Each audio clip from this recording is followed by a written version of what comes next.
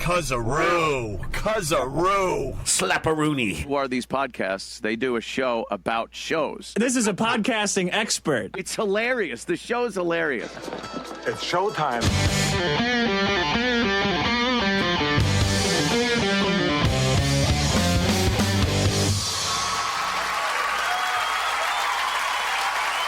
WATP.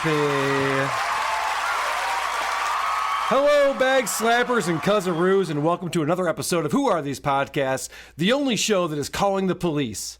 I'm your host, Cara. With me this week is host of The Dick Show, Dick Masterson. Hey, what's up, man? That's cool. I didn't know I was in your intro now. You are a podcasting expert, though. Dude, as soon as you said that, I'm like, wow, I'm definitely going to grab that ISO.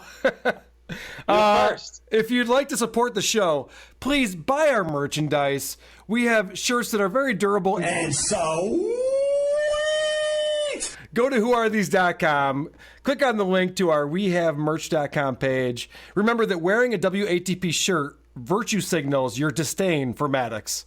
Leave us a voicemail, 585-612-1388. Email the show, WATPshow@gmail. We encourage our listeners to give us a 5-star review on iTunes and then shit all over us in the comments section. Today we'll be reviewing a podcast called Purrrcast, a suggestion that came in from Jen from the Jingles department. Dick and I have both listened to the show separately. We have not discussed it with each other beforehand. Dick, this is a show that's starring 3 women, Sarah, Ashley, and Steven. Yeah. It's so hard to listen to. I want to start off. So the hosts are Sarah Iyer and Stephen Ray Morris, and they have this guest on, Ashley, who's the youngest old cat lady on Instagram. But I want to start off talking about Steven. I gotta say, I could smell the cat piss coming through this podcast. Like, I've never had a smell reaction, but it's stuck with me for days after listening to these crazy people talking about cats. My iPhone is worth less as a trade-in now because it's so much cat piss. I had to plug in a bunch of. I had to just dump beer all over my house to get the smell. Like, that musty beer. That's what I need. Wait, and I still think I can detect the cat piss, the lingering cat piss. I'm gonna play a clip here, Dick. This is this guy Steven. He says like a lot. Their guest advised that you take a shot every time. I think every time she said like, and I did that and I died within 10 minutes of alcohol poisoning. Listening to this podcast made me realize how some people live. That They live with and they're friends with people who speak in a way that's like taking an ice pick to the side of your head. Dick, we have to start playing clips because people don't know what we're talking about. Yeah. You're exactly right, and I can't wait to get into this. I want to start with talking about Steven. This is a sentence that he says. He has 11 likes in 19 seconds. See if you can count them at home. It almost like kind of hit me almost like, oh yeah, I'm so lucky to be able to like go home and like have a cat at home and like have Penny Lane to come home to. And it's like, even though it's not this thing where it's like, oh, I love you, know, right. It's just like the fact that there's this other it's a creature companion. Here. It's like there, and it's like, you're never going to be alone, you know? Yeah. It's just like really nice. How sad is that? This guy Steven. Ding, ding, ding. This guy Steven, you know, it's great to have a cat. You'll never be alone. You know another way to not be alone? Don't be an insufferable douche. You might have some friends. Pump the brakes on the likes, man. Part of me thinks he's just doing it to fit in with the cat crowd. That they won't accept you, and they won't accept you as one of their own. They'll throw you back into the wild if you don't litter your sentences with likes. I actually put together a like compilation, Dick. This is something that when I have a lot of free time on my hands, I like to do. I went in and just pulled each time this guy said like, and he's not even the worst offender. He speaks the least out of any of the women on the show. Yeah. And yet his likes are out of control. Here's my like. It's weird to hear a man do it. Yeah, it's exactly. To hear a man. When women talk, I just tune it out anyway. So I don't hear the likes. I don't hear anything. But when a man for the course. It really throws me off. It's par for the course. But yeah, when this guy does it, listen to this like compilation. It's just kind of like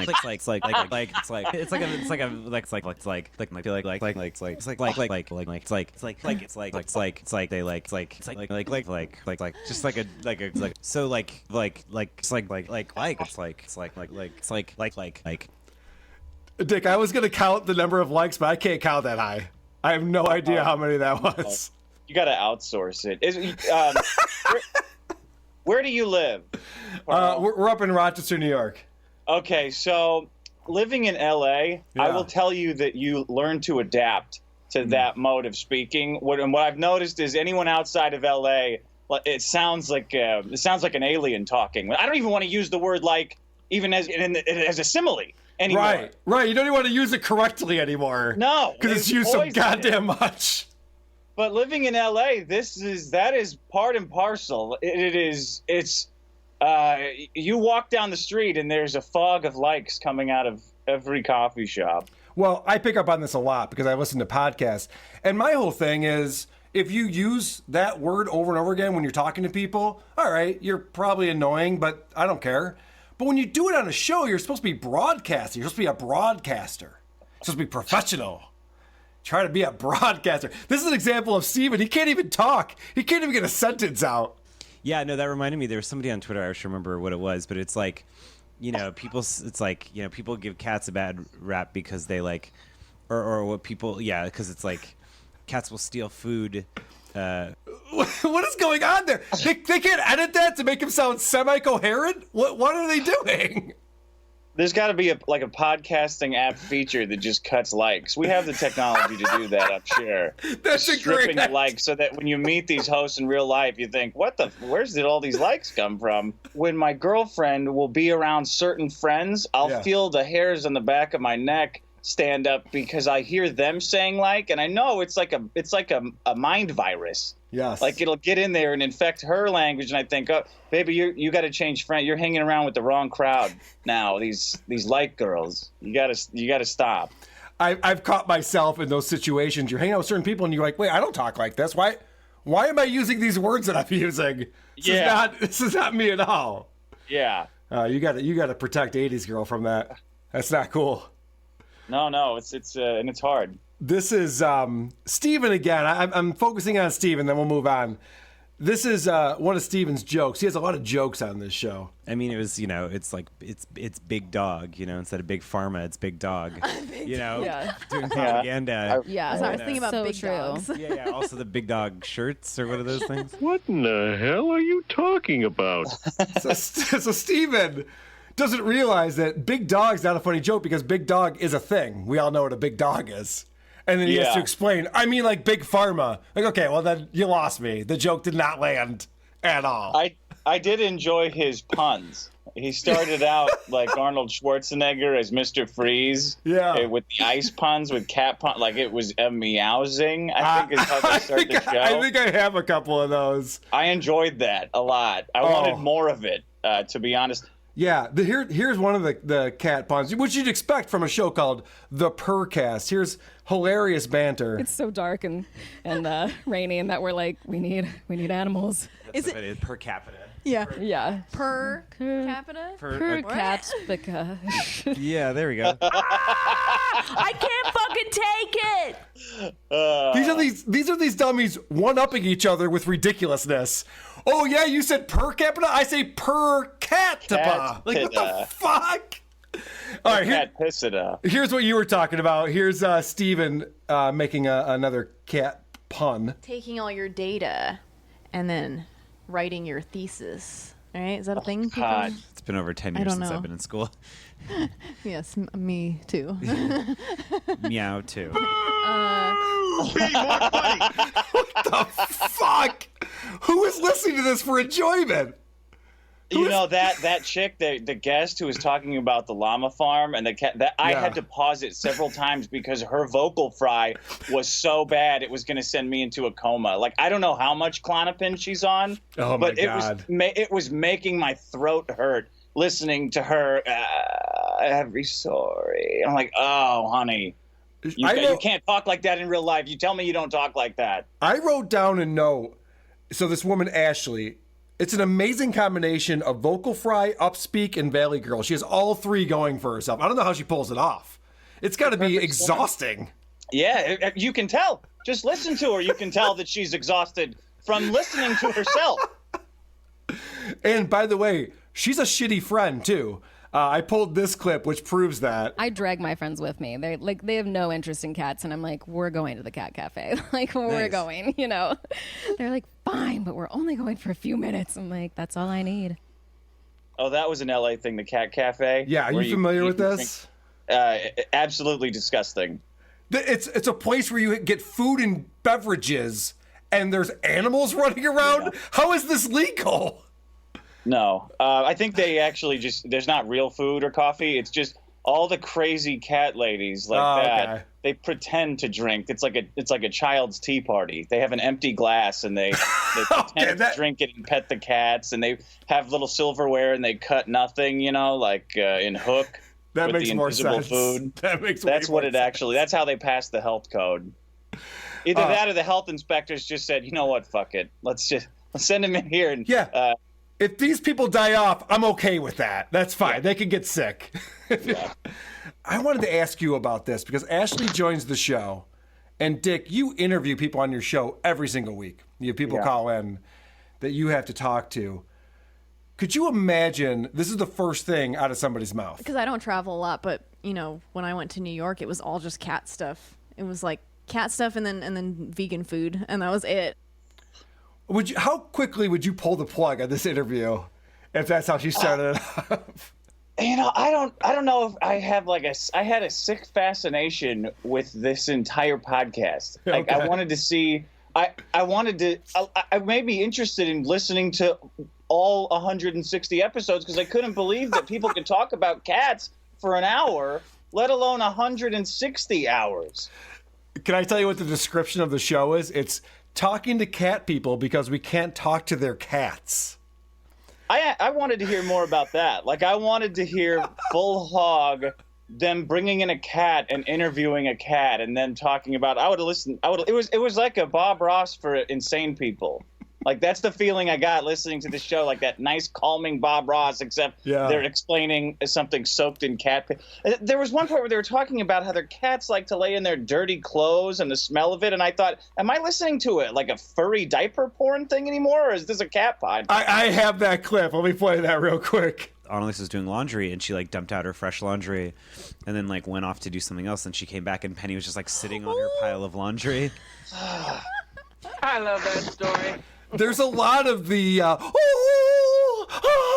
they get really excited about these stories. This is the big news that's going on here is that Sarah, one of the hosts, has a new kitten called Tango, and Tango is for the first time being let to walk around the apartment, and this is a story that Dummy tells right off the bat. This is not the first time we recorded here since I got Tango, but the first time we recorded here since I've been letting him out. I know, it's so nice. It's been fun. He's like running around. Yeah. When you went down to let our guest in, he just like sat at the chair and he's like, ooh, a little big man he's like a little man in a big chair. Oh, that's so cute. We'll post the picture. But he is a little man in a big chair, yeah.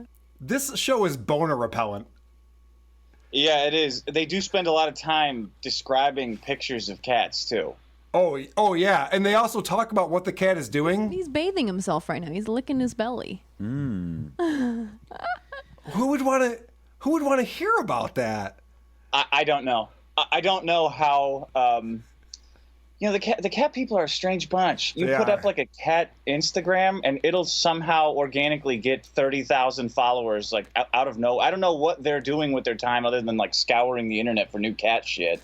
I have to admit, my wife's Instagram is nothing but kittens. I look over her shoulder from time to time, and it is just nothing but kittens playing with yarn or whatever bullshit they do. And I'm always disappointed. I'm like, is that what you're doing again? Looking at kittens.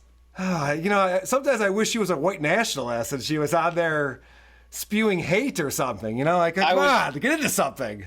I was just thinking that thank God these cat people don't get into politics. Right. Because they'll be having the cat ethno-state, the meowthno-state in no time. We got to clean this race of people who don't like cats. They committed to it. Yeah, I like that part. I mean, that's shamelessly so. Even the the addiction to collecting cats. I are completely shameless in embracing. Dick, I want to ask you, this is the first time you've co-hosted the show with me. And what I have to do every week is listen to a podcast that I hate, that sucks. And you probably never do that. No. What was it like listening to the show, knowing that it's an hour and a half? You know, it just goes on and on and on. There's no end in sight. I don't want to put words in your mouth. What was it like for you? It's always weird to me seeing what people put out there about themselves. I guess that's, people probably say that about me too, but it's the fact that like being these cat freaks, like being the cat lady in the office, they even talk about how they sit around at the office and constantly check themselves to not talk about cats when they're at work. The woman says, "I'm boring at work." I'm like, no, you're boring. It has nothing to do with work. Yeah. I don't know. I get it. They're very secure with their cat shit. They're into it. Yeah. Here's you were talking about the Instagram thing. So this woman has an Instagram account with like 60,000 followers or something. It's the youngest old cat lady or something like that. This is their amazing interviewing skills between these two co-hosts. Yeah, that's. I was gonna say, when did you decide to start the Instagram? Yeah, that was my question. Really? So they both wanted to ask her when she was going to start an Instagram. Dick, everyone starts Instagrams all the time. That's not a compelling story to tell. Oh my God, how did you decide to take pictures of cats and put it on the internet? Oh, I don't know. It's been done. It's not a new thing. What was your inspiration? Well, like you're not talking to Martin Luther King Jr. You're talking about a bitch who has pictures of cats on Instagram and who's addicted to cats like a drug addict is addicted to heroin. You would think was what, shortly into the show, I realized that these people are drug addicts, openly embracing this and enabling one another. They're literally talking about having cat withdrawals if they don't have access to fresh new cats to foster. That's a really good point. It's not healthy what these people are doing. No. This woman, Ashley, is from Seattle, and she's down in L.A. You all right over there? Oh yeah, I'm fine. Did you just fall over? No, that was my absolutely disgusted. No, it's not healthy. Okay, good. This woman is down in L.A. She has to fly back to Seattle. And this is something that she talks about. I literally called Delta Airlines. I was like, "Hi, how many cats is legal to bring back on a flight?" They're like, "What's the age? Do you want to put them in cargo?" And I'm like, "No, I want them on me in the plane." And they're like, "Okay, well you could only have 2 kittens." And I'm like, "That's ridiculous. This is absurd. This is absurd." She's not joking there. No, I know. This goes right to what you just said. These people are so addicted to having kittens on their faces that they need it while they're flying from LA to Seattle. That's not a long flight. No. I need multiple kittens on my lap as I fly back to Seattle. Like, really? Like they want to mulch up kittens and inject them right into their veins. It was disturbing. I'm going to snort a kitten. Well, then they talk about, this is the craziest shit. They talk about how cats will eat you after you've died. Oh, I don't remember that part. These are insane people. They're excited that cats will eat you after you die. Yeah, well, again, that's right. It's so then they can become one with their cats. Right? Yeah, exactly. It's like, all I want to do is die and be in my cat's belly. I want to end up in the litter box someday. All right, here's the clip. Well, again, it's like, it's so horrifying to know that your cat's gonna eat you when you die, and you're like, good. I think that's good. That's so. I don't know. I think that's so. Finally great. give my all to them because that's what an animal does. They're justifying that. I can finally give everything to my cat. All my money is gone. All my friends, my social life, all my relationships hate me, and I've ruined all their clothes with my cat stink. And I can finally give them my own flesh. It is a disease. That's preposterous. That's preposterous. And they would say, I think it's great that cats eat people after they die. No, that means they're shitty fucking beings that they would do that. Dogs don't do that. Yeah. Dogs are depressed about it. Do you have a thing with here? I have this pet peeve with people who foster animals and take care of animals versus human beings. Because like you walking through, especially these idiots are in LA.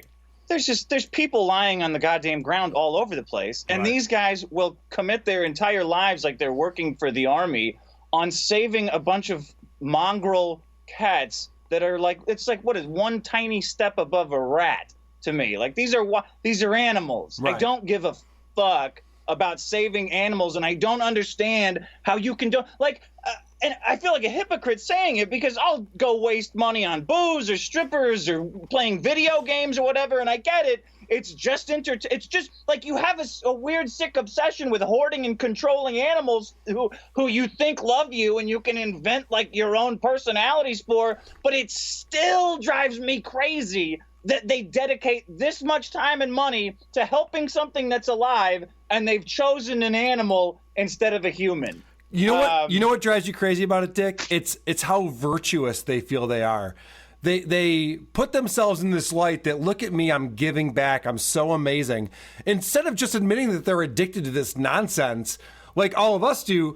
Like, I don't go around saying I've invested in another alcoholic beverage, I'm doing a great thing. I just drink a lot. I don't like there's praise all these myself. homeless bottles of whiskey at the store that I'm fostering, and I give it my all. And sometimes I'm at work and I just fight myself because I want to talk about whiskey, but I know everyone's so sick of hearing about it. But I can't. My heart just breaks when I see these poor bottles at the store. I've got to give them a home. I mean, even tequila needs a home. What do you want it to be, homeless in a liquor store somewhere? No. It's the pit bulls of liquor, is the tequilas. Yeah.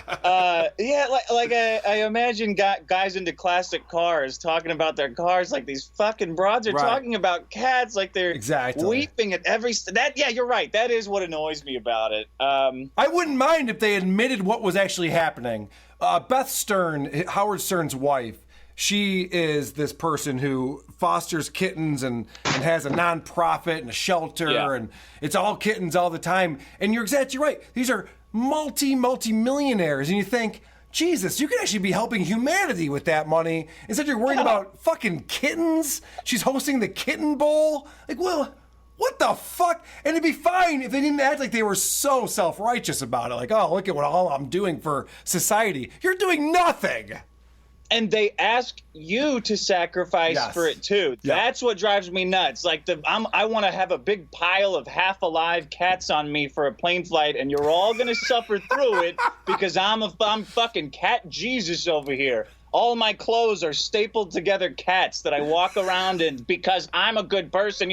Nobody else does that with their addictions. You got like they hide them. They hide them like in shame, like people should. But the cat people and the foster people, they just don't. When I bring Coke on an airline, I don't call the airline ahead of time. Hey, by the way, I got a couple bags. Is that cool? I'm going to use it in the bathroom. How much Coke can I bring on your plane?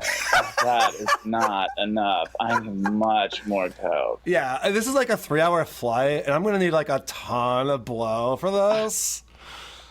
Are you going to talk? What didn't the guest bring up? Like out of nowhere, she brings up that her dad committed suicide and she uses cats to get through it. It's like, whoa, my goodness! Did you guys not notice that extreme tonal shift?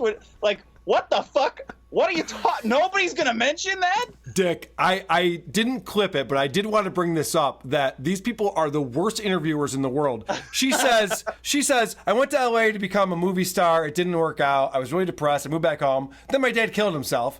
And now I'm hoarding cats. And they're just like, oh, okay, moving on. Like that's the thing to talk about. That was the most interesting thing she said the whole time. And they just moved right on from it. Right on through it. Like, I'm sorry. Wait, what? Your dad killed himself?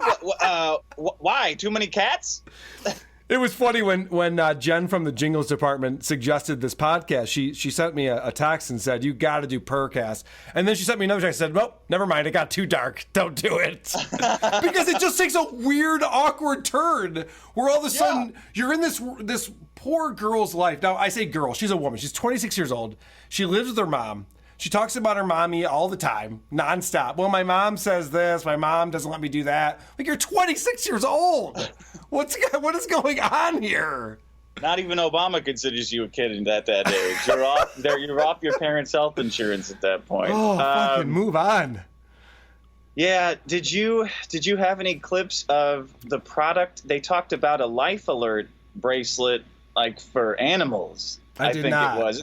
They had a whole series of devices, like stickers that you put on your house to tell firemen that there's pets inside, so the firemen can save them. That was amazing. They talk about the fact that you put the sticker on your front door that says there's 2 cats inside. So in case your house is on fire, they want a person to risk their life inside the fire. Like, fuck you. I don't care about the kids. I'm trying to put this fire out. I'd rather save. I don't want a fireman to ever risk even a hangnail to save your motherfucking pets. You stupid idiot. The pet is we eat pets. That's what they're there for. They're there for. We have cats to keep rats away from feed. Right. That's why we have their tools. The fireman is irreplaceable. You dumb bitch. The cat is only replaceable. How ridiculous is that? We're talking about a first responder.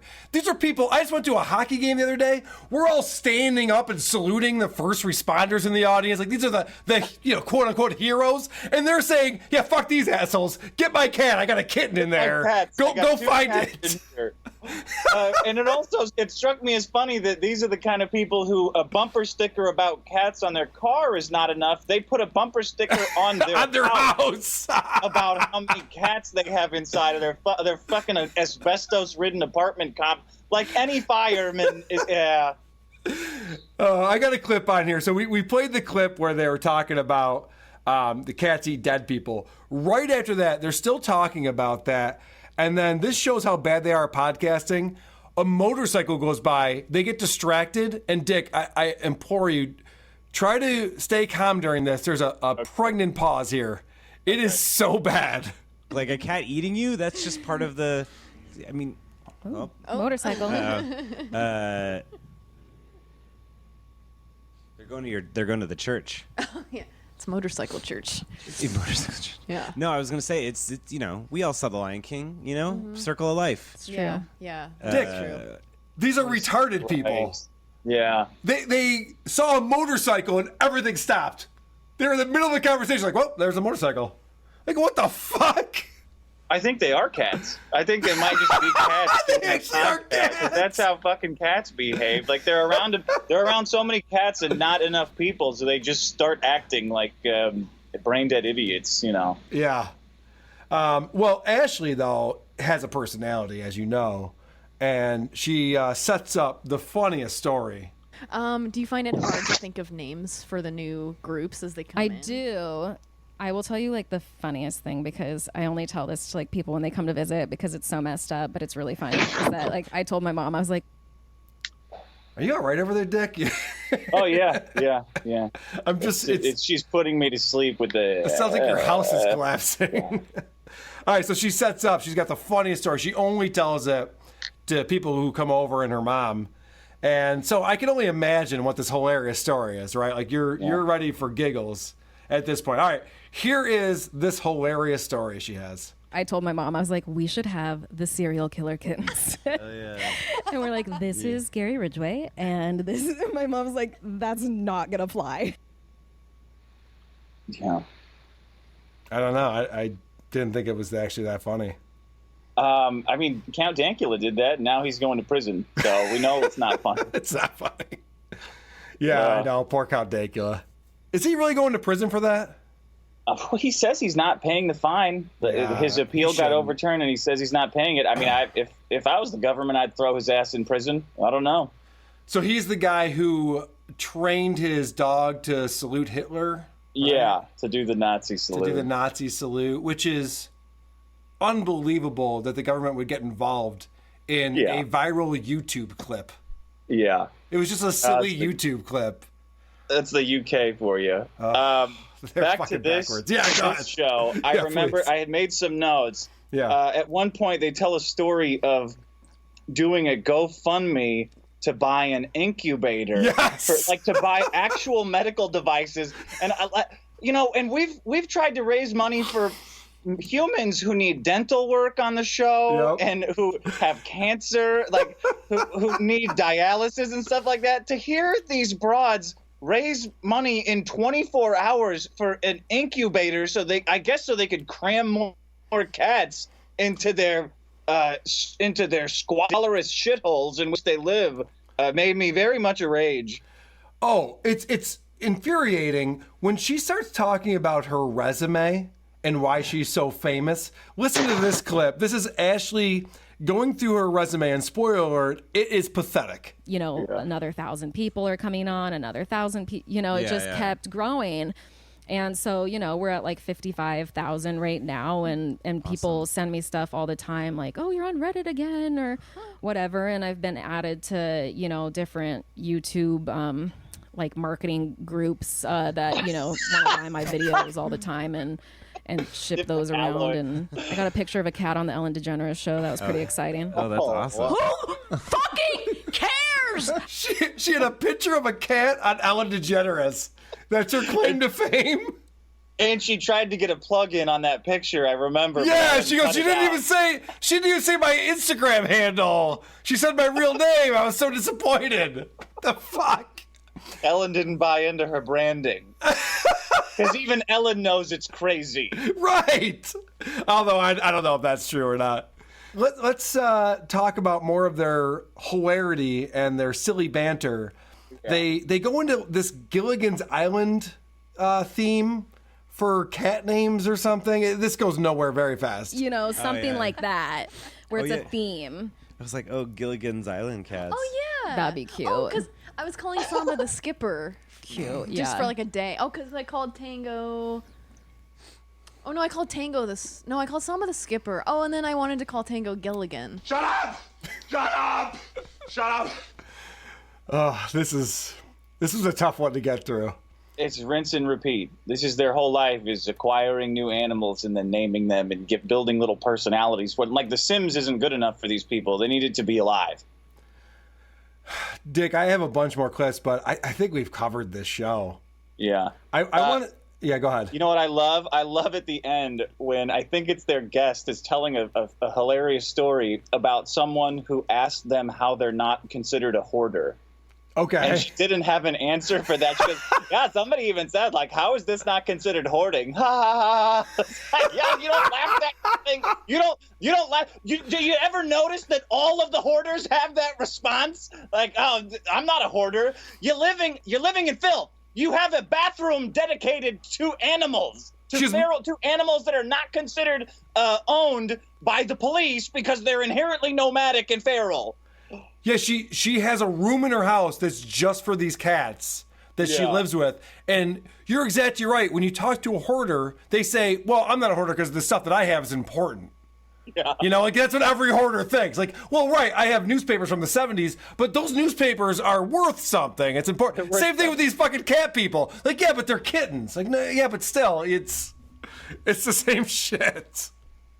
Yeah. I do have to play this clip. Ashley wasn't always a cat person. She used to think the cats sucked. And she explains this, and Sarah lets out an audible gasp. Listen for this. Cats get such a bad rap. Yeah. They really do. Because I remember before fostering being like, cats are horrible little devils. Did you hear that? She goes, oh, yeah. Cats are horrible little devils. You can't say that on the Purrrcast. Dick, I want to get into the best debate in the universe. But before that, there was a Titanic reference on this show. So I heard that. Yeah, so I have to play you guys. I have to play you this clip. And so I kept going through all the typical matching names, and then I got to Jack and Rose from Titanic. Maddox is an asshole. He can go fuck himself. All right, so that's a perfect segue. I do want to listen to some clips from the latest Maddox episode. I listened to episode 121. Is social media making us depressed? is the name of this one. And before I do that, I put together a brand new Maddox stinger. It's not great, but my band played a show last night. I had limited time today. But anyway, here's the stinger.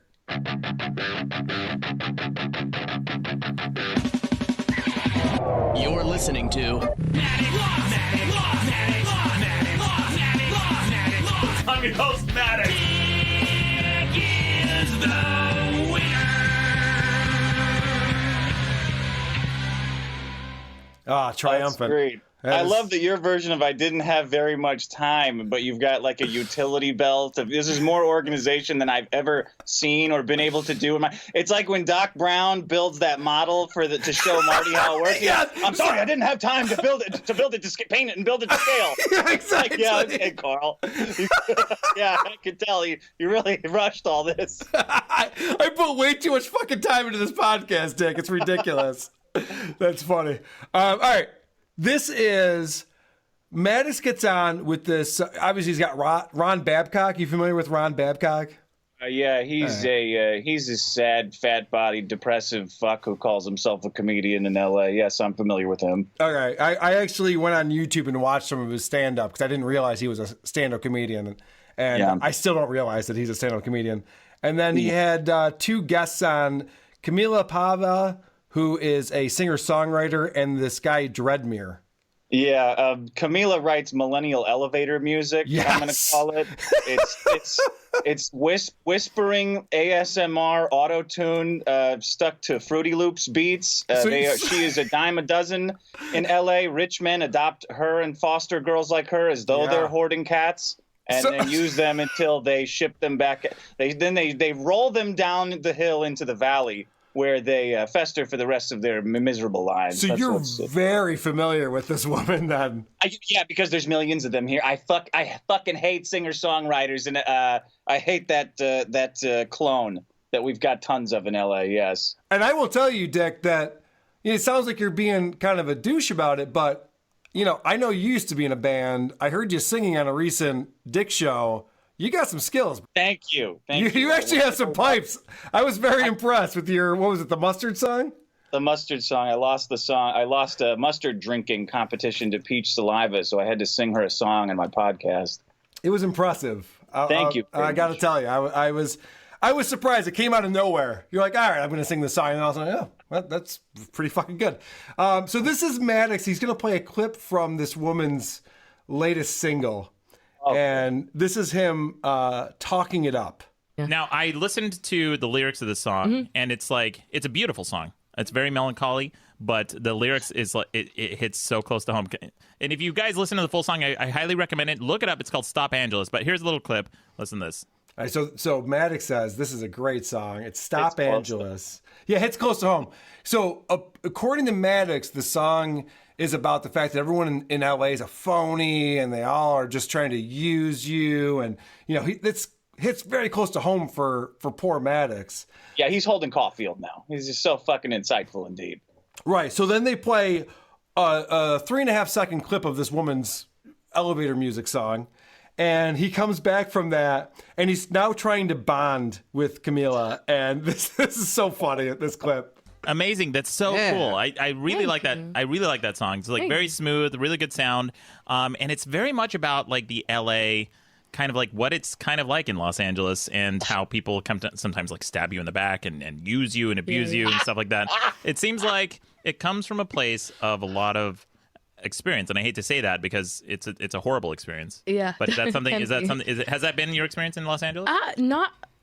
I mean, so Max has already got the whole narrative figured out. He's like, yeah, I mean, obviously I connected with this song. It's about this and this and this. And Camila doesn't understand yes-anding in improv comedy. So she just goes, no, that's not it at all. Because she wrote the song, so she knows what it is about. Right. Maddox did the same shit to me, telling me what my comedy book lines are. I'm like, no, that's not what it means, buddy. I know you really have it in. I know that you've been stabbed. You think you've been stabbed in the back and fucked over in L.A. and that you're a moron that everyone walks over like a fucking doormat. But no, that's not what it's about.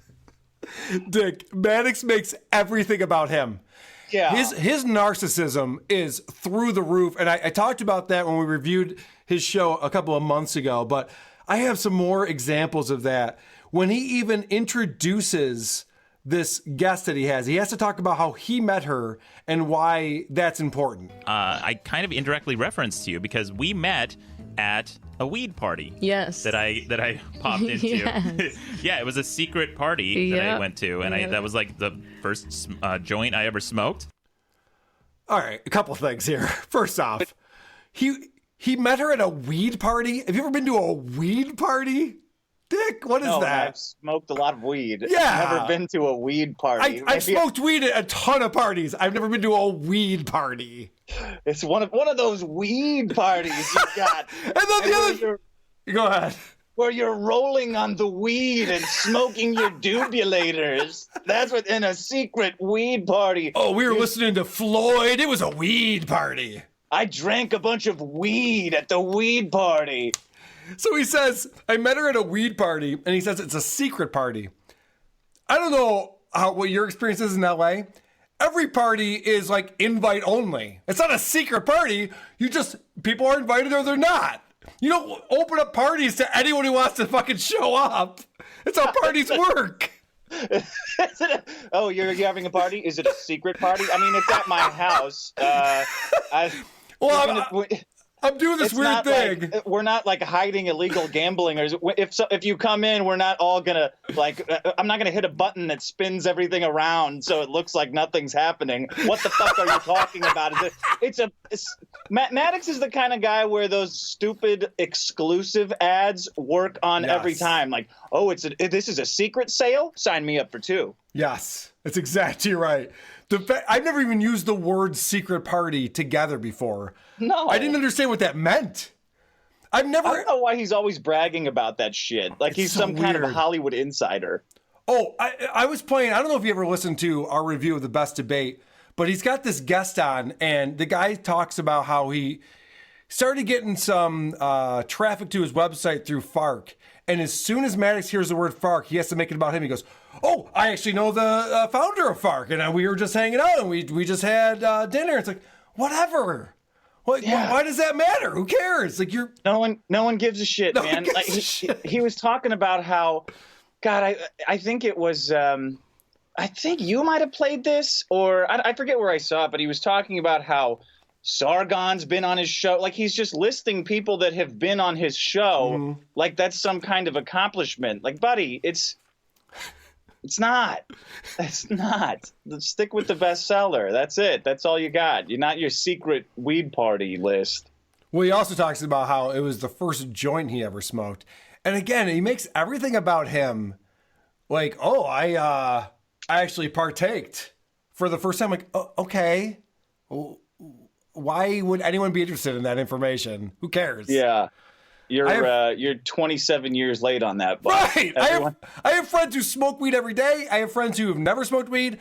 I don't give a shit. I don't know why there's a difference. No. All right, let's talk about Ron Babcock. So Ron Babcock, early on in the show, wants to get in on the action. He tells a joke because he's talking to this woman who's, I don't know, they're talking about how she has a music career, but she doesn't. And they're talking about other artists who have music careers who don't. And Ron has this amazing joke. Yeah. I'm thinking of switching course from stand-up comedian to SoundCloud rapper. Yeah. Oh, yeah? Yeah. Lil Babcock? No. Yeah. Lil Babcock. Just going to rap purely about hummus. Jesus Christ. He's gonna rap purely about hummus, Dick. Did you follow that? Yeah. I mean, that's UCB training. He's putting it all to use. Just random shit. You say random shit like you have Tourette's and then you die eventually. That's UCB comedy training in action. I fucking hate improv comedy. You ever listen to Hollywood Handbook? Are you familiar with that show? No. It's a big podcast for some reason, and we reviewed it and we didn't care for it much. And I got blasted on their subreddit. People were so pissed off because it's just exactly like that, just nonsense improv comedy. Just say the most ridiculous thing that comes to your mind, and that's funny. It's not. That's not how that works. And then they tell each other it's hilarious. Right. Oh, yeah. It's definitely an echo chamber. of no, you guys are the funniest. No, you're the funniest. You're the funniest. Yeah, no. that was the funniest. No. Hummus, yeah, and then I'll rap about a pita. We'll be pita and hummus. Oh, no. But my rap is about broccoli, so I don't know. Yeah. Can I fit in too, guys? We'll all rap about shit. I heard that Ron Babcock stole a bit from 80s Girl, my girlfriend, actually. Oh, yeah? I heard that, or I read on the site that he was reading news from South Pasadena, and I'm pretty sure that she told Maddox that a long time ago when they used to date, how funny it was to read news from South Pasadena, and the motherfucker stole it and put it on their show. I don't shit. know, maybe. No shit. Biting bits from 80s Girl, terrible. That's a new low. No, I don't know 80s Girl. I'm sure she's an amazing comedian. This next part I want to play is, again, Maddox making anything about himself that he can. He turns whatever conversation they're having into an uninteresting, unfunny anecdote. Yeah. It reminds me of the first time I ever went to a video game store and I had no idea anything about Dragon Ball Z, and I hadn't ever said the name of the show out loud before. So I went up to the clerk, and I'm like, "Yeah, so how's that Dragon Balls game?" And he just Dragon Balls snickers, and he's like, "Oh." Poor Camilla has to act like that's funny. You could see that coming from a mile away. Yeah. Because the setup was this person pronounced something wrong, and so he's like, "Oh yeah, that reminds me of when I went to go get Dragon Ball Z." And you're like, "Okay, I know where this is going." And he tells this unfunny joke, and then you would think that you'd let it die on the vine. No. They do another 60 seconds on this because he's surrounded himself with yes men who all have to try to pick up for him. Dragon Ball snickers, and he's like, Hey, Tom, how's that Dragon Balls game we have? And they both start laughing and pointing at me and just like having a good fucking time. Even all the nerds were like, he doesn't even know what Dragon Balls is. It's Dragon Ball Z. Yeah. I'm like, well, how would you fucking know that if you never seen it? You never heard it spoken out loud, dipshit. Right. I'm not the stupid one. You're the stupid one. It's like right on. You did say, title. "Hey, how's that Dragon Balls game?" Dragon Balls. I lost my nerd credit. I'd rather listen to the cat podcast. Let's go back to the cat podcast. This is them talking about their Amazon link and a hilarious joke. But you can buy that with our link, and we will get a small percentage. And Kitten-sized kit pack, would you say? You might say that. This dude is fucking corny. All right, sorry. They went on for 2 minutes, by the way, for their fucking Amazon page at the start of their cat podcast. God, I thought that was going to be the entire podcast. Just them talking about their Amazon affiliate link. How much money could they possibly be making off of that? We're talking about pennies a month? What are we talking about? You know what? Maybe it's an ass load because all cat people do is buy cat shit for each other. That's true. That's a good point. Cat mugs, cat shirts, cat tampons, and anything that has a surface that you can put a cat on, they'll do it and then buy 10 of them for each other. There's a niche. You're right. I'm a marketing guy, Dick, and you're right. I didn't even think of that. These people are probably raking in the money right now because they have a bunch of dummies like my wife listening on pins and needles. Oh, what did the cat do? It laid on its belly? What? I mean, I don't know if when the NFL team, if the first NFL team to just call themselves the Cats and have like one of those stupid cheesy pictures of the cat as their logo is going to make $1 billion goddamn dollars. It should be a pink jersey with pink helmets, and you're exactly right. They will sell out of jerseys. You could have Michael Vick on that team. People wouldn't fucking care. I'm like, I'm getting a Vick jersey because he plays for the Kitty Cats, and I need to own that jersey. It's pink. No, he'll be their superstar because fuck dogs. Exactly. They hate dogs. I love how Maddox's like GameStop was basically his version of Cheers, or at least in his mind it was. Like he's going there to shoot the shit about a game he doesn't. Who has ever done that? We all grew up playing video games. Whoever walked into a video game store, saw a game they had never seen before and knew nothing about, and walks up to the counter with, that sounds like this totally didn't happen story. Oh, Maddox has a ton of stories that I'm pretty sure never happened. Yeah. This whole thing where he has to recount his life from, back in wherever before he was famous. He was talking about, when I reviewed his show a couple months ago, he was talking about eating a pineapple. when he was a kid. And I'm like, Maddox, most of the things you do are not interesting. Why are we telling this story right now? I mean, he doesn't talk about his secret marriage that he hid from everybody, that he still hides from everybody. Like, that's interesting. Why would you hide the fact that you're fucking married? What did your wife have to say about that? What do you think now that it's out? Like, that's interesting. Not that you ate a fucking pineapple and that you smoked a joint at a secret weed party. Remember that weed party we went to? Like, what about, you're exactly right. He actually has interesting things to talk about. Yeah, but he can't tell what they are. I think that's what made our show good, is that he has them in there. You just got to drill for them. Right. I think he saw Dragon Ball, like he heard people talking about not knowing how to pronounce something. He thought Dragon Ball Z and then invented that whole story on the fly. Oh, definitely. And it didn't even make him look cool or interesting. It was just a nothing story. It was just boring. Yeah. This is, so Dreadmere I actually like a lot on this show, but for some reason he decides to start interviewing this musical artist, and this is not good. Okay, you're in the music industry. Is that crossover, or is it mostly like social media? Do you have like... Yeah, mostly like just social media.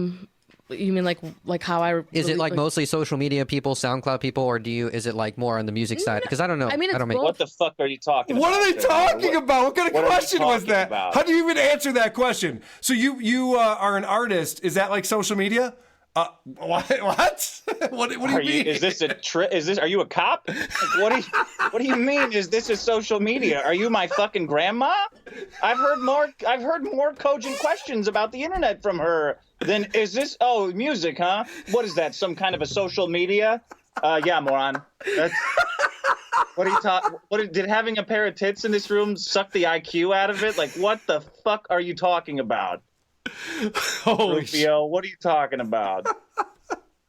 Yeah, that was terrible. And then he gets right into setting up the debate, and this is Maddox setting up their best debate in the universe. That's a good point. We should get to the debate this week, which is social media making us depressed? This is a big, big topic. A lot of people are talking about this, and I think it's something everybody in this day and age has experience with. By the way, these debates, we've talked about this on your show. These debates are not fun or funny. He picks the worst topics to go over. Like, you're not going to get anything out of this. Because he's a fucking thought leader. Right. And the thing that pisses me off is he sets up his show like Jay Leno. And I don't know why he does this. I've never heard any other podcaster do this. He goes out and he goes, we got a big show for you today. It's going to be a great show. We're going to talk about this. We got this person. Like, all right, just put on a good show consistently and I'll believe you. Yeah. What are you, fooling me into listening for an hour and a half? I'm just going to do that with our ads too, and it drove me insane. It's like, oh man, yeah, this is the Casper match. It's the best bed you'll ever have in your life. Right.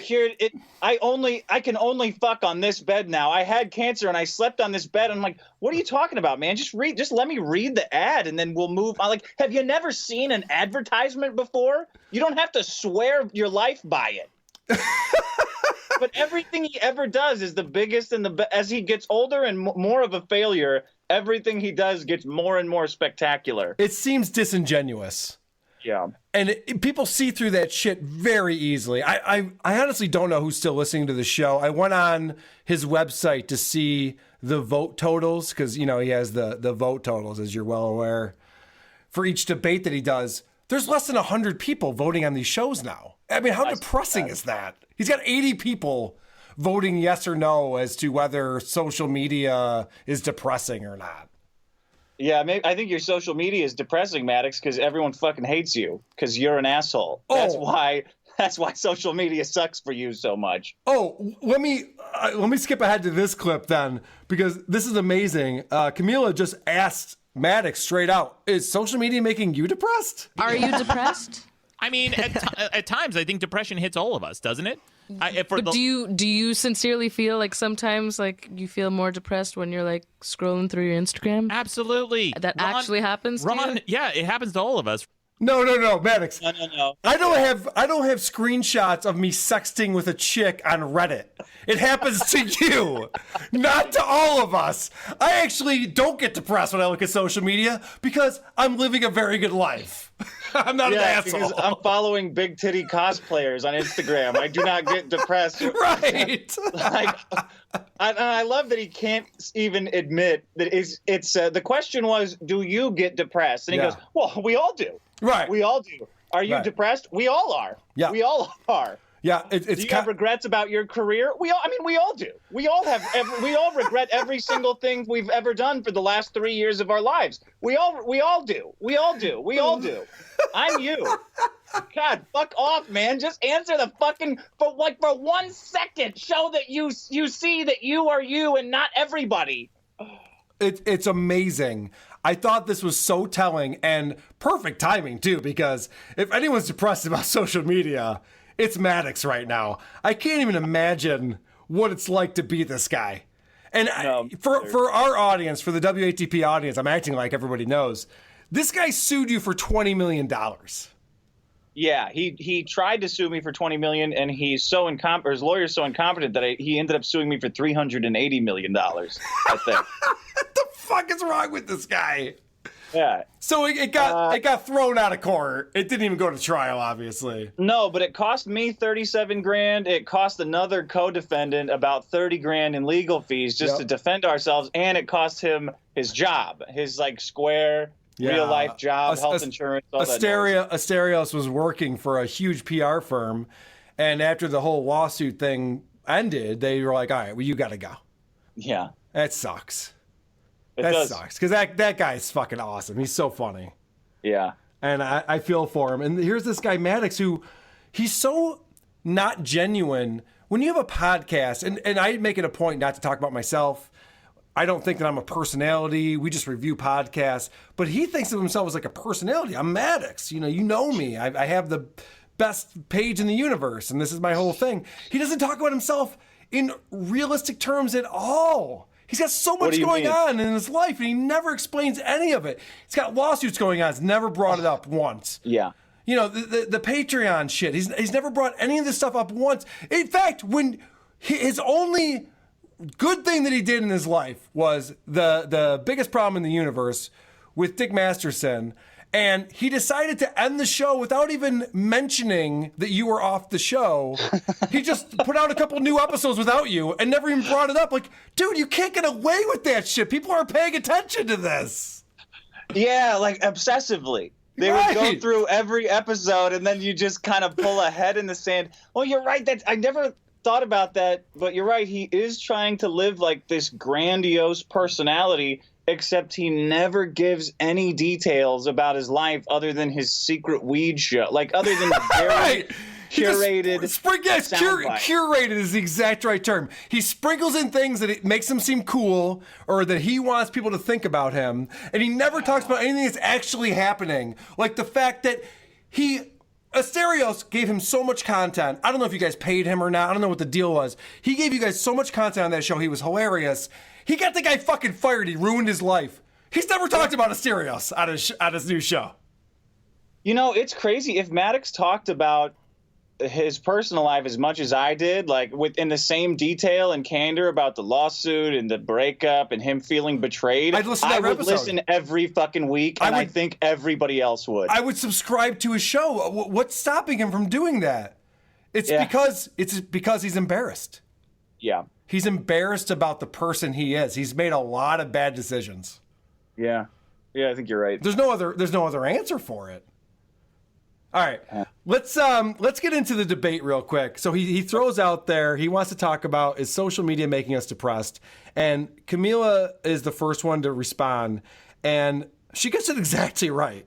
Social media definitely makes some people depressed. At the end of the day, I think regardless if shit sucks on social media or not, it has more to do with the type of person you are. If I had 800 million people telling me terrible things, there might be a small part of me that maybe is a little offended, but it's not going to make me depressed. Ding, ding, ding. Dick, yeah. I had somebody, I didn't even do this. They uploaded on YouTube one of our shows, and it got tens of thousands of views, and I made the mistake of going in and reading the YouTube comments. These people are mean. Oh yeah, they're not friendly people. It's not fun to listen to people talk about how shitty of a podcast host you are and how terrible your show is. But I didn't get depressed about it. I actually kind of thought it was pretty funny that people were actually spending the time to fucking write, this fucking guy's an asshole, blah, blah, blah, blah, blah. Like, okay, whatever. It's also funny hearing her talk about, like, not 12 hours after that episode was launched, this Camille girl blocked me on Twitter for calling her a fat-faced Instagram attention whore who's writing millennial elevator music. So you're a fucking troll. I guess she's not so zen about the whole social media negative feedback thing after all. Yeah, didn't she say 800 million? You're just one person. She's upset about what you know. I don't care if 800 million hate me. So then Dreadmere then answers the question also, and he's also 100% correct. Why don't I look like this person that worked their whole life to get to this point? Like, it's not the app's fault. It's not Twitter's fault. It's like, if you see something that you want, you go get that. You don't say, why isn't this handed to me? Like, oh God. All right. I knew it was going to come down to this type of argument. All right. So Maddox dismisses this immediately. He thinks social media makes you depressed, obviously. And Maddox is one of those guys who thinks that everything just happens to him. He takes zero responsibility. Can I say something about his hosting real quick? Like, if you have a guest that has a strong opinion about something, like, you mine it until there's nothing more to talk about and get the personal experience out of them, especially if they can speak like they don't have a mouthful of marbles, which these two clearly can. He just let them build a foundation for a great conversation and immediately kills it with a fucking sound effect. I got to tell you, that's exactly, I wrote down a note on here. It's crazy that Maddox used to say the biggest problem was not a contest. And then on this new show, all he's trying to do is win the argument. He's not trying to be funny or entertaining. He just wants to win the argument all the time. Just like you said, this guy comes out and his first statement, he goes, no, wrong, move it on. Like, what? That's how you want to show a lot of people probably wanted to hear that dissected, buddy. Maddox then starts cracking himself up with a bunch of poop jokes in a row. And again, you'll hear that he surrounds himself with yes men. Dreadmere, I'm gonna take such a big dump on your argument. It's coming, dude. Bring it. Yeah, let's go. I want to hear this great constipation of rhetoric I have backed up in me, all right? And it's gonna fucking I hope everybody learns something right now. Oh yeah. Let's go. You have to get a shovel to get your way out of this argument. Let's do it. Here we go. I hate when he cracks himself up.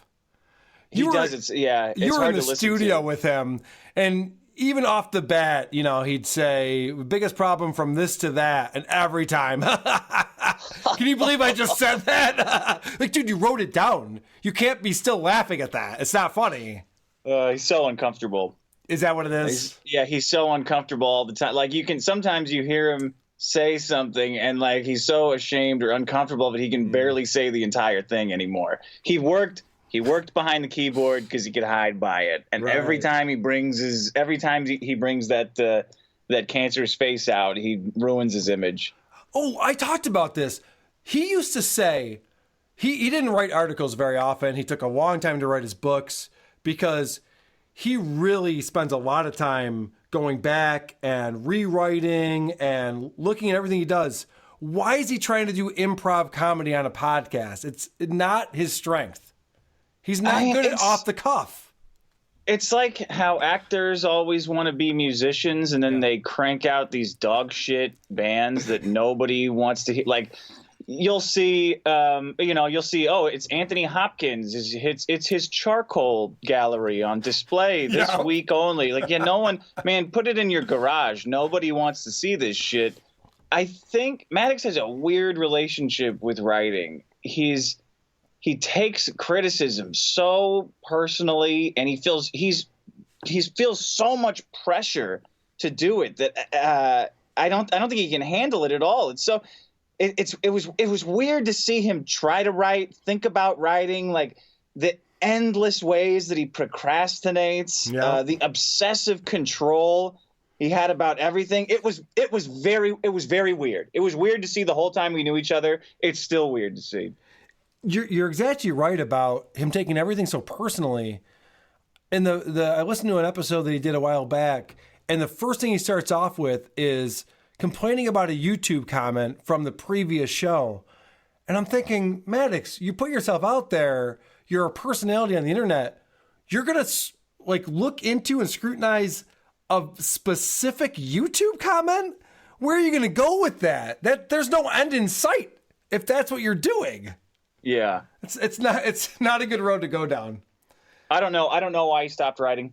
I assume he's creatively bankrupt and has been for some time. I think LA legitimately ruined him. He moved out here. Yes. He tried to break into entertainment, and he got shot down so hard that I think it broke him and destroyed him, and he never recovered from it. Like hearing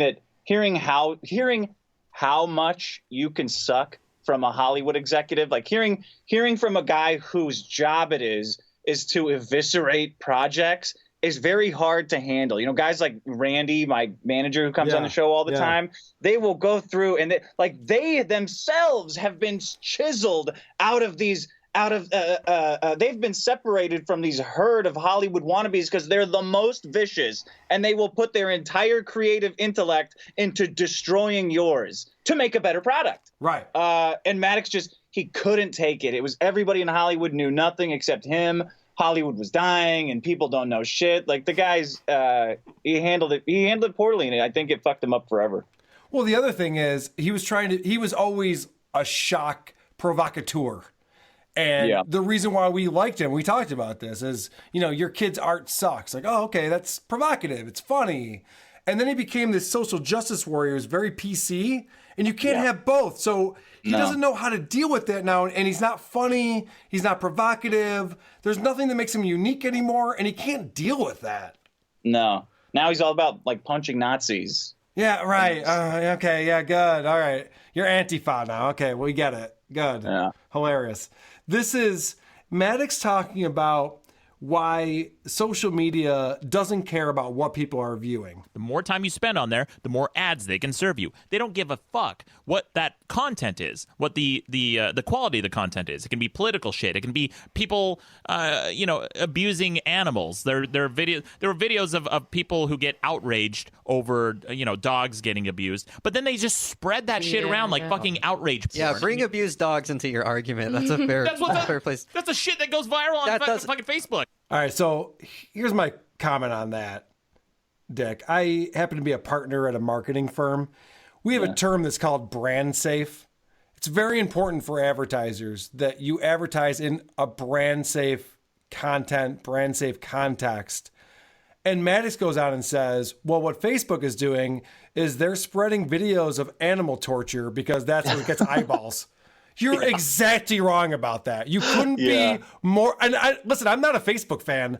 I think they're doing everything they can to monetize the network and to get people hooked on it and to send them ads. I get that, but it's not because they're fucking showing animal torture videos everywhere they can. You fucking moron. No, you couldn't be more wrong. He's got a weird hatred of advertising. Yes, and it always goes back to that, and I've never understood it, but it's weird. I don't know if he's just easily duped, so he hates it. Like he thinks everyone's stupid when it comes to ads, and I mean, we kind of are. Like some stuff just always it works, but it's not this weird. It's not like a weird sorcery that's happening.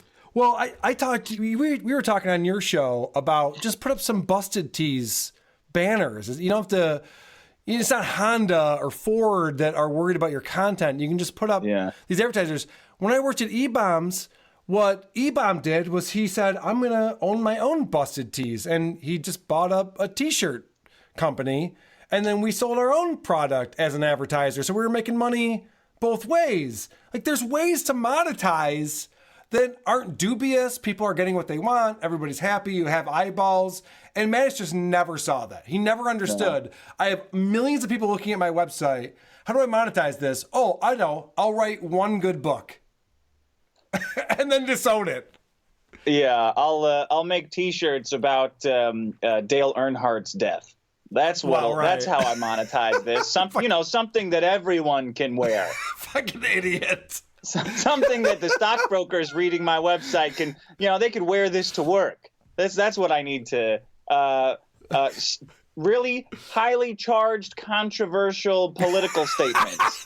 That's how I'll monetize this huge all-purpose audience, this huge general audience. All right, I have a clip that this is Maddox sneaking in a humble brag. So he's talking about social media, and he just has to put this in there so you almost don't notice it. So that if you have a friend request from somebody you've never fucking met, which I just ignore because I don't want to delete them so that they can't keep adding me, and I don't want to block them because then they'll know I blocked them. So I just leave it in my fucking inbox forever. So I'm never going to confirm them. Now, Facebook is showing you notifications for how many people are outstanding. Yeah, I know, Facebook. I have thousands of people who send me friend requests. I'm not going to click on that. I'm never going to click on that ever again. Motherfucker, you need a job. That will cure your needs. That will cure all of your concerns about your friend requests on Facebook. You need a fucking job, so you are busy for half of your waking hours. They were talking about this dopamine hit that when you get notifications in your social media. Dick, I don't know about you. I'm guessing you're the same way as I am. I dread that shit because now I got to respond and I got to keep in touch with everybody. I'm not excited about, I got fucking 8 more DMs. Fuck. I dread writing emails back to people. I'm like, fuck, I got to respond to everybody's email. It's a lot of work. Yeah, people are horrified when they see my my unreads on my phone. So let me see. I got 23,642 unread. I got 8 unread texts, 12 unanswered calls. I've never once listened to voicemail. I've got 12 of those. I'll just either delete them or let them expire. No, I don't get that dopamine hit when I get a notification. Right. It's only dread. My phone is buzzing in my pocket and I'm doing something fuck. More shit that I got to fucking deal with at some point, and I'm busy. I don't have time for this shit. Actually, I know it's weird because it'll happen and somebody will say, no, your phone, somebody sent you a message, and I'll go, okay. And well, you're not going to check it? No. Right. Not. Yeah. No, I'm good. Where I'm doing things. I'm not an app of the phone. The phone is mine. It's the other way around. The relationship with my phone is differently in this house. Actually, now that I've said that, I have to play a clip from your last show. You played a voicemail where somebody called me out. I don't know if you remember this. But this is hilarious. So this is going to be weird because it's going to be you talking, but it's not you talking to me. Hey, Dick, I got a rage. This motherfucker who says I shouldn't shit on the clock. First off, these institutions dictate over 50% of my fucking waking life. I'm going to steal my $5 for them and take a shit when I get to work. Second off, are you fucking Vincent adult man? You got meetings to go to? Good for you, pal. I'll be shitting. Good for you, pal. Hey, good for you, guy. Good for you, pal. There. Good for you, buddy, with your meetings. Yeah, I'll be shitting. Responsibilities. That's his catchphrase at work. I'll be shitting. Hey, we got a meeting in 10 minutes. Oh yeah, Maybe good yes. for you. Always be shitting.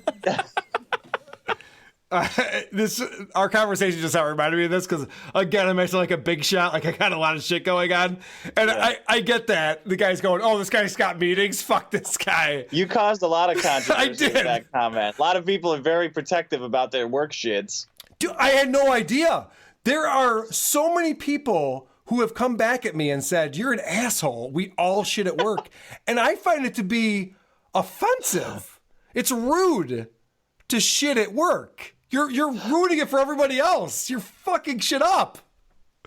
The bathrooms at work should be for sleeping only, not shitting. I was surprised to see so many people get so defensive over their work shit. It's whoa, come. He's not proposing an ethno state here. He's just talking about that he doesn't like when you shit at work. Well, fuck that. That guy's an idiot. Okay. There's so much of that. You put up the YouTube clip, and every single person on the YouTube comments is like, fuck this guy. Why does he think I can't shit at work? That's all I want to do is shit at work. I go to work so I can shit.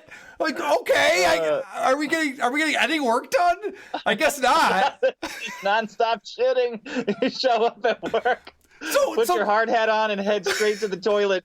So Dick, here's my question. I know that with the laws HR, when you interview somebody for a job, you can't ask them what their age is. You can't ask them what their sexual orientation is. There's a lot of things you can't ask about someone. It's illegal. Yeah. I want to add a new question for every HR manager. Do you shit at work? That's got to be legal, right? That they ask, well, yeah, how, if in your estimation, how we're going to call your former boss and ask how much you shit at work. Right. What are they going to say? Right. We're planning on making you an offer, but before we do, I want to know, do you plan on shitting at work? And I want to hear what people's responses to that. Because I guarantee you in that interview, I shit at home, sir. I would never, ever come to work just to shit. And yet these assholes are fucking gallivanting around. Oh, all I do is shit at work. I'm the best at shitting. Why is this?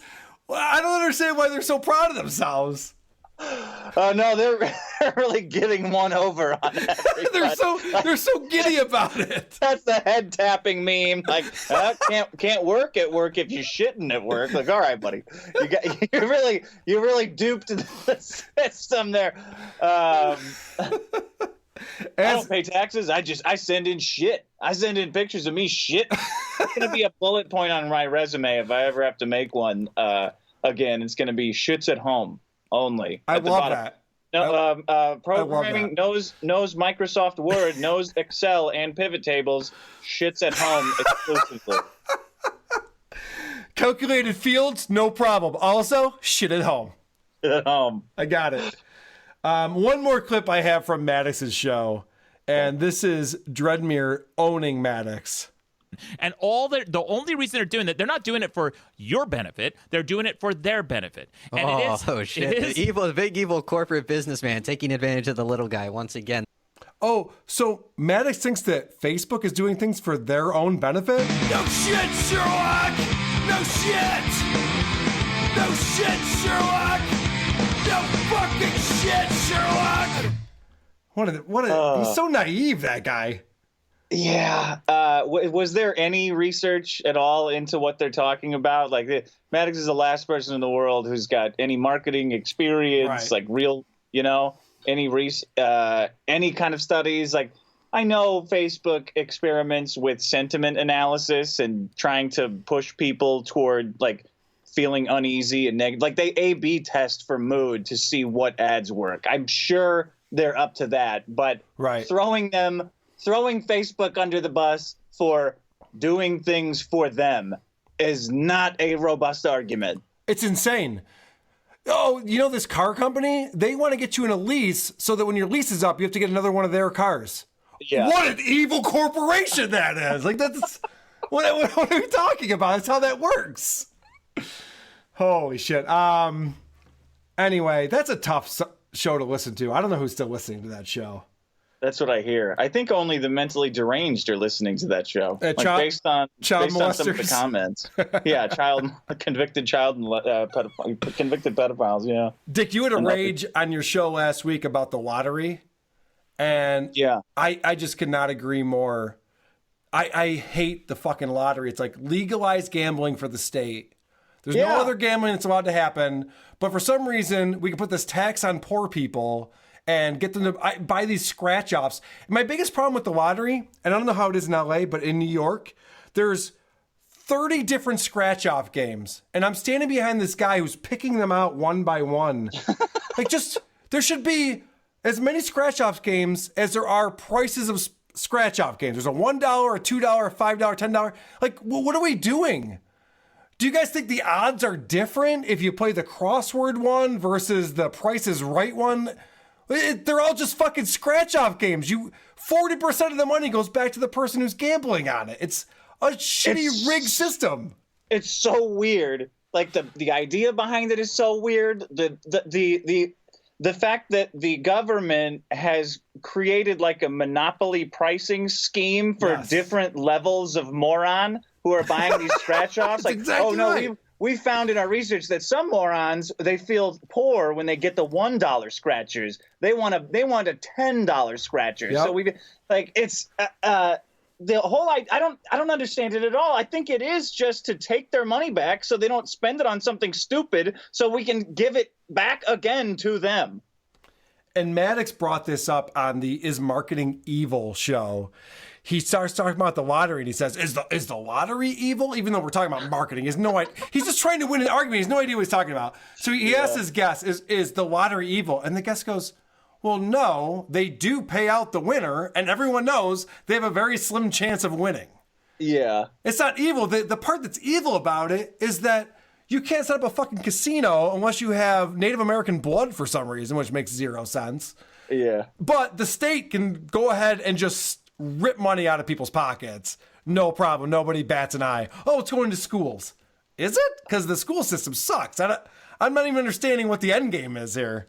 And they don't give it to schools in a way that can be tracked either, because it's random, the amount that comes in. So they just give it as discretionary income. It's like, why do you guys know that people have a problem with this? Why it would be like if only the government was allowed to sell heroin, which I guess they are. And it is a huge, like opioids is a huge fucking problem for this reason. All right, we're getting too political. Yeah. All right, I want to, real quick, do you have a few minutes here still, Dick? I'm keeping you a long time. Yeah, all right, awesome. I got all the time in the world. Are you familiar with Opie from Opie and Anthony? I am. Sweet. I'm not. I hear that he's the Maddox in that split. He so is. I got a quick package I want to play for you. I'm going to play my Opie singer real quick. Opie Radio. The Opie Radio Podcast. All right. Anthony Cumia, who's the Anthony from Opie and Anthony, he has a show with Dave Landau. And he, once again, earlier this week, talked about who are these podcasts. So this is my my clip, just to do my little, nice. my victory lap clip. So Opie is at Westwood One. He's doing a podcast over there. He tapes a podcast, does it twice a week. I think sometimes he tapes one and then makes it a two-parter, an exciting two-parter. Tune in next week for the exciting conclusion of Greg Opie Hughes. I can't imagine, what would need two parts. Stuttering John, I think. Stuttering John was a two-parter. I heard that on Who Are These Podcasts? Yes. They did another one. That's actually how I knew. With John, that's the only way I know. With John, I love it. Go to Who Are These Podcasts? And you got to see what they do with the Opie show. They actually tag every show they do now about other podcasts. They give a little Greg Opie Hughes update at the end, and it's fucking brilliant. Again, I just listen to this guy and go, oh my God, he knows me. This guy knows everything I fucking went through. It's pretty dead on. I don't know how he gets all the info right, but he does. All right, so that's I have to play that. Great. Anthony Cumia talking about the fact that we nail it when we talk about Greg Opie Hughes. That's cool, man. He enjoys listening to the show. That's fucking great. So I get made fun of because I talk about this a lot. I went on Anthony Cumia's show back in August. He had me on as a guest, and I did an hour on the show, and it was amazing. He was like a rabid fan about WATP. He was just... That's fucking cool. He was gushing over it. Very, very cool. So the reason why they're talking about it this time is because Opie has set up a new rant line. And this is Anthony setting up this bit that they're going to talk about Opie's new rant line. Anyway, Opie's doing, I figure we'll help him out a little bit. He's doing a Opie Radio rant line. Now I would think this is just him repackaging the FU line. We used to have the FU line on the O&A show, and people could call up at any time. It was a number we would put out there, and then we would play some of the clips of people just, getting shit off their chest. All right, so that's him setting this up. What ended up happening was Opie's show put out a 6-minute long podcast of their producer Joey talking about this new rant line that they have. Okay. So you have a line people can call in and leave a voicemail. Yeah. I do too. I don't put out a special podcast explaining all the rules to it. No. This show, this rant line has so many fucking rules, and I implore people to go on and check out this Opie Radio podcast, 6 minutes long, talking about how the rant line works. Here's a I'm segment. starting to see why people call him the Maddox. And dude, it's got his the parallels. Instructions on leaving a voicemail. The parallels are unbelievable. It's. I don't even understand how this is possible, but Opie and Maddox are the same fucking person. East Coast, Record your West Coast. voicemail in advance. Write it out. That helps. That helps me. Then go learn to read. That's exactly right. All right, so this is setting up this call to action, as Joey calls it. And listen to this shitty morning zoo shit. They have to splice in there. For now, we want to add a new feature to our podcast, so we've hooked up the Opie Radio rant line for you. This initial call to action's only going out to our core subscribers. It will be first come, first served. First burp on the new podcast. There you go. Wow, write that one down. So when you call, your name, where you're from, and then don't shit the bed for goodness sake. All right, Tim. Jesus. And I got to tell you, Maddox is doing a lot of that morning zoo shit with his production, too. Have you heard that? I hate it. I've heard a little bit of it. He would always try to do that shit on the old. The guy had 4 sound effects and he could never hit the right one. Like if he edited the shit out of it. But and you can hear it when you listen to the uncucked ones. You can hear him fumble like every single time. Baby whining, poop sound. Oh no, there was the sound effect you're looking for. Is this a? It sounds like a scam. This voicemail line. I've never why is it? It sounds like a secret party. It's a secret going party. out exclusively. If you want to smoke weed at our secret party, call the voice. So listen to this part. This is amazing, Dick.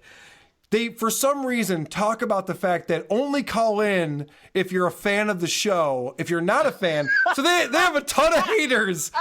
And I'm not joking with you, Dick. I'm taking full credit. I think that this part of this promotion is about me. Listen to this. Well, actually, 2 minutes is the limit. And if you go that long, it better be worth our server space, or you'll be blocked. And speaking of blocked, I have the ability to do just that. So if you're not looking to help our show be better, your sick, demented, miserable soul will not see the light of day on any episode, and you'll be blocked. And I'll take great pleasure in doing it. We only want true fans of Opie Radio, but that's not to say that we won't take criticism. It just better be constructive. We're a family, a community, and it's all about giving you a unique podcast that evolves in a way that makes us all satisfied. What the fuck is that? He hasn't even given out the number yet. This is 3 minutes in. He hasn't even told you what the number is. And he's going, by the way, if you're a dick, we'll block you, fuck you, we'll come and rape your mom. We don't like you. It's like, what? Why is this so threatening? Like a cult. He sounds like he's actually trying to talk people like, okay, you guys got us. Well, can you just stop being mean, please? I'll block you. I'll enjoy doing it. We're a family. Don't mess up our family picnic. Is that weird? This is the guy from Opie and Anthony, which is the meanest fan base to ever exist. Yeah. These are just, and I reviewed Cumtown. Those people are fucking mean. They hate people. Yeah. But Opie and Anthony are the meanest fucking people. So this is Dave Landau, who's Anthony's co-host. Him and Ant talk about how threatening this fucking it sounds like a midlife crisis. Those instructions. Right. Listen to these guys riffing on how threatening that is. Yeah, just too long and it's too threatening. Long. We're gonna block you and all this shit. It's please. Threatening, and the whole thing is like, we want to be a community. Like they want. It's the FU line, but the nice FU line. First of all, what happened to him? It's massively insecure. Yes. Massively insecure to say I'm going to block you. And the other part is, it's the O&A universe. I've been in it for 5 months. There's not a lot of camaraderie, motherfucker. Welcome. We're not a community here. Yeah. Oh, my God. Jesus Christ. We're not a community. I've also been listening for 15 years. I can count on one hand, how many times I've heard something nice. Nice, right. So they do a better job of explaining that than I do. If you're not going to support the show, then we don't. It's like an angry mom, it's like getting yelled at by your mom versus your dad. You're like, oh, okay, mom, I can see that you're losing it already just by yelling at me. Like I can see you're getting unafraid. You know that feeling from when you're a kid. Yeah, exactly. That's the feeling I get listening to the Opie threatening voicemails about being a comedian. Listen, asshole. I know you think you're gonna prank this line. You and your buddies are gonna have a lot of fun. Fuck that shit. It's not going down. Like, okay. I didn't even think that until you said it. You've done it. You've finally done it. We've got so many negative people who don't want to support the show that's it. I'm blocking you. I'm blocking you. And if your father ever comes home, then you're gonna really hear it. You just wait. Okay. You just wait, mister. This is gonna be a problem. I set up a voicemail line, and I told my wife, I'm like, yeah, we have a voicemail line now, and we have a lot of haters on the show. She goes, oh, why would you do that? Like, I don't fucking care. People can call in and say whatever the fuck they want.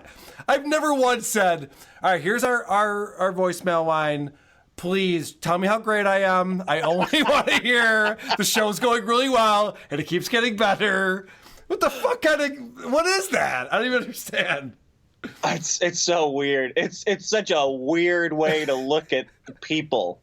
Like, this is a message that will resonate with no one. Right, exactly. Especially the O&A audience. So I want to take credit for this too.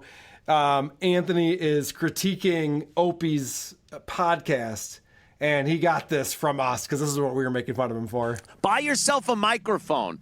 By the way, I should set this up. He calls into the Opie's hotline.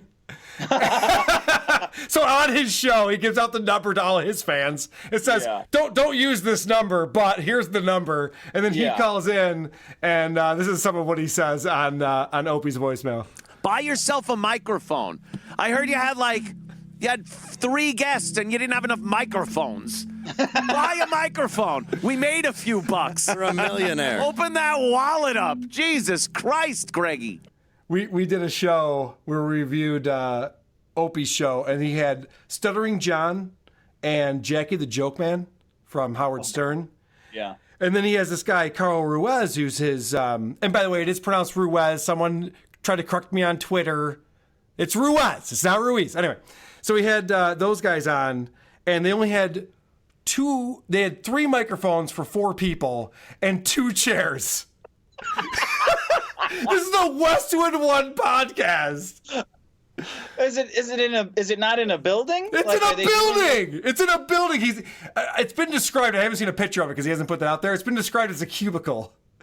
It's his new studio. I put together a podcast with enough microphones and enough chairs in the middle of the desert in Abu Dhabi. Right. I think you can show a little more respect for your guests than that. Microphones are not expensive at this point. No. Anyway, last clip I want to play from Anthony Cumia Show from this past Tuesday. He picks up a call, and the caller is excited about Jocktober. Are you familiar with Jocktober? No. So Opie and Anthony used to do this bit, and it's kind of what WATP is based on. They would listen to other morning shows and just rip them apart. And it was the funniest thing. Yeah. And Anthony, once again, gives us kudos. So, of course, I have to play that. Chris from Tampa, Florida. What's up, Chris? Hey, Anthony. Hey, I'm listening to that 6-minute intro to Opie's thing, and you guys riffing on it, and always having flashbacks of Jocktober. I love it. Yeah, it is October. That was almost a Jocktobering of Greg Opie Hughes, which, is kind of an homage to a bit we used to do on the O&A show, Jocktober. Every day during October, we would pick another radio show and pretty much just tear the shit out of it because there's so much bad radio out there. We should do Jocktobers for some podcasts, but what are these podcasts? They're really doing that. That's... They're doing a very good job of it. Every week, I guess, they put out a new one, and it's terrific. I couldn't be happier that somebody's taken the ball and run with shitting on other people's work. All right. Watching out. Oh, that's fantastic. Yeah, You're a big success. I'm a big success, which means I have to play our favorite jingle here.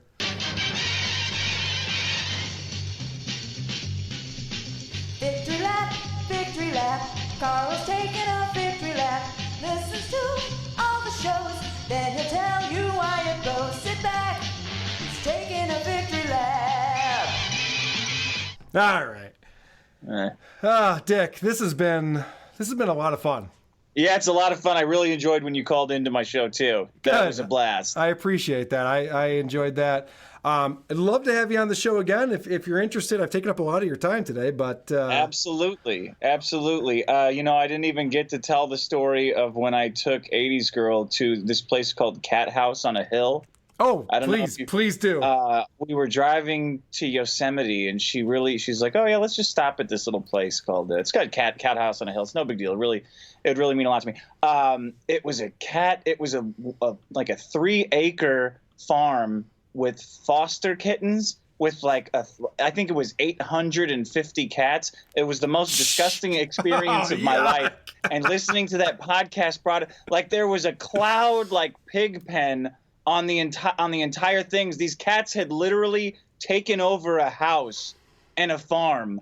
I've watched Hoarders where these people have 30 cats. They will take over. They will destroy everything. Yeah, I love Animal Hoarders so Me much. too. I It's get some kind of sick, cynical orgasm watching that. You're like, oh yeah, you fucking cry, you bitch. I'm sitting there beating off with one hand. I'll rewind it when they break them. One more, come on. Ah! When they find the dead cat underneath the sofa that's been there for 3 years, they're like, "Is this your cat, ma'am?" Oh my god, you're exactly right. The remote in one hand, putting it in slow motion. The other hand's just totally going to town. That's great. Yeah, I love that show. All right, yeah, man, it's been a pleasure. You are doing a great job here. Oh, you know what? Real quick, Dick, I got to read a couple of reviews of the best debate in the universe. Okay. I found these online. So you know that because of you, he had to change his iTunes feed? Oh, yeah, because I stole back the old one. Yeah. That was so amazing. That was one of the best things I've ever heard in my life. So because of you, he had to put up the best debate in the universe, parentheses, again. And so his new feed has nothing but negative reviews, and they're so funny. I just want to read a couple of them to you. Okay. This is one from August 19th called, the title is Poopcast, 1 star.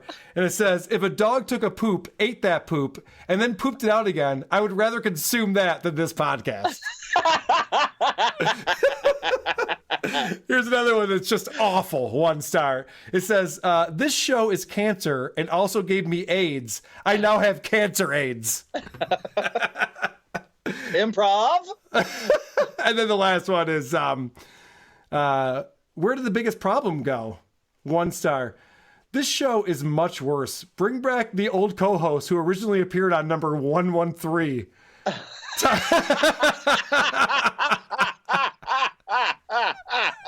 I don't know if you saw that one or not, but that was fucking hilarious. Oh, that's it. Oh, I just love the cleverness that Dick Show fans put into their cruelty. It's just delicious. Every morsel's delicious, like the way the Marquis de Sade describes eating excrement. Every piece is so succulent. I read the Reddit all the time, and I've always said that a show is good when the Reddit is just mean. Yeah. And your Reddit is so fucking mean. I love it. So great. Well, this is the time when we'd normally be playing a teaser for next week. I didn't have time to figure out what show we're doing next week, so there will be no teaser.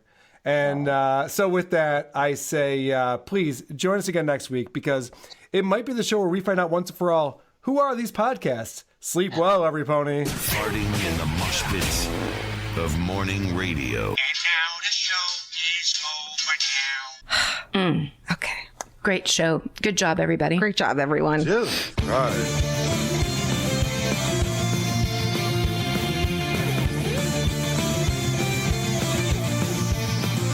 Think about it.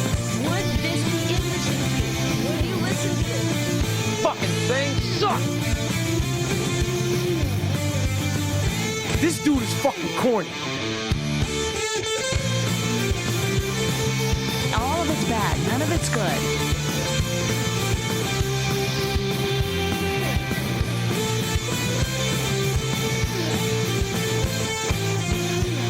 That's fascinating. Please go